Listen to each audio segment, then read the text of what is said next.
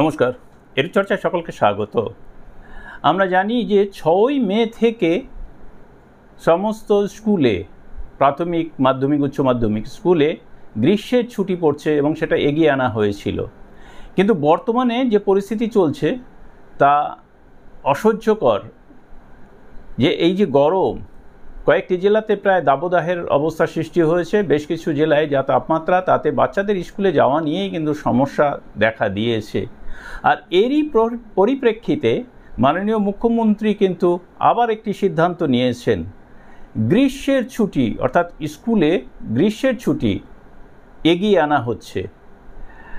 আমরা জানতাম যে মে মাসে 6 তারিখ থেকে গ্রীষ্মের ছুটি পড়ার কথা, তবে যেখানে 9 তারিখ থেকে হওয়ার কথা ছিল সেটি 6 তারিখ থেকে করে দিয়েছিলেন।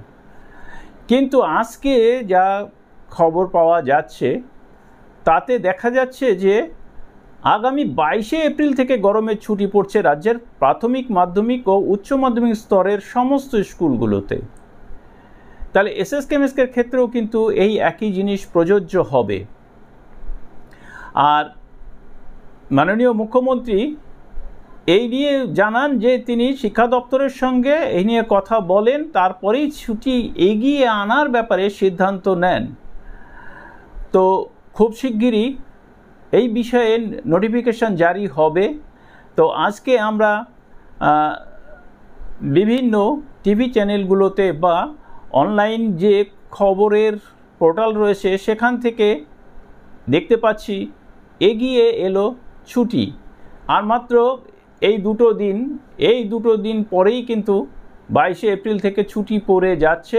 কিন্তু সমস্যা হচ্ছে অন্য একটি জায়গায়, যেখানে এই মুহূর্তে মিড ডে মিলের স্পেশাল অভিযান বা বিশেষ অভিযান চলছে, সেটি কিন্তু পিছিয়ে যাবে হয়তো। এখন তবে এই পর্যন্ত, সকলকে ধন্যবাদ জানিয়ে শেষ করছি। ভালো থাকবেন, সুস্থ থাকবেন।